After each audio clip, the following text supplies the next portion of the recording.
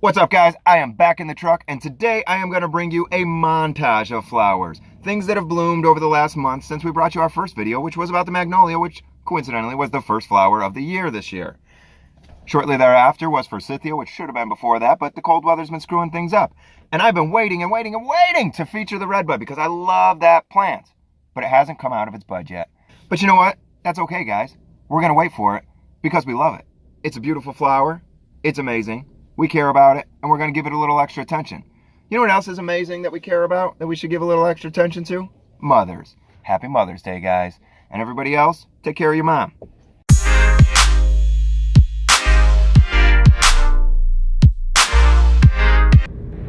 All right, look at that. Saucer Magnolia. Let's get out and check it out. So the Saucer Magnolia is a much older variety than the Star Magnolia we featured earlier this week. It has a few less sepals and tepals, about half as many. They're pink on the bottom. The Saucer Magnolia is just a beautiful old, kind of a legacy variety, old-fashioned plant. It's got still very strappy sepals. They're pink on the bottom. You can see it as we look up into the tree. Just has a beautiful effect as you look up and down from the pink to the white. They both have a very nice habit. Again, zone 5 plants, very good for the Chicago landscape. Ooh, Hellebores. I'm actually going to get out of the truck for this one. You may not know too much about this plant. They are kind of an old-fashioned variety. They are a collector's plant. We don't plant them because they are not the showiest variety. They're an early spring bloomer, usually before you're out in the yard.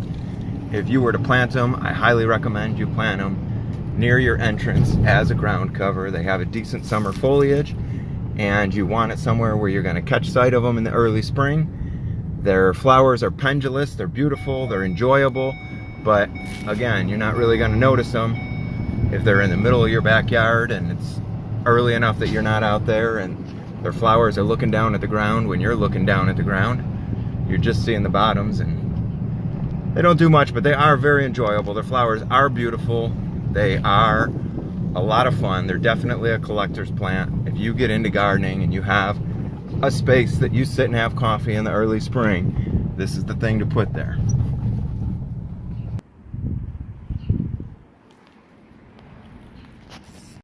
Two days ago, this had nothing.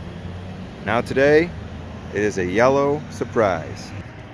Usually Forsythia are the first to bloom, and it's an indicator that spring is here. But clearly in this case, these guys took their time. It's been a crazy year, it's been cold, but I'm glad to see that the spring flower show is coming out in full. There are lots of varieties of daffodils. These are white and yellow mixture together. It's two separate plants that have been planted together. Daffodils have a leafy grass blade, kind of like a daylily. The daffodils bloom, they're pretty good performers. They bloom for a couple of weeks. They're enjoyable while they're there. Keep in mind that all bulbs store energy inside the bulb, so the longer you leave the grassy blades above ground, the more photosynthesizing it can do, the more carbohydrates it can throw into the roots, the better flower show it has next year. If you just cut them back as soon as they're done flowering, flowering itself takes a lot of energy out of the plant, and if you don't give it time to rebuild that energy, the plant will diminish over time. Alright guys, I hope you enjoyed those clips. If you did, hit the like button. If you want to hear more about plants, subscribe.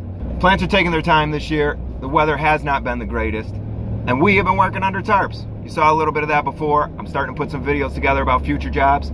There's a lot to come. Alright guys, see you next time.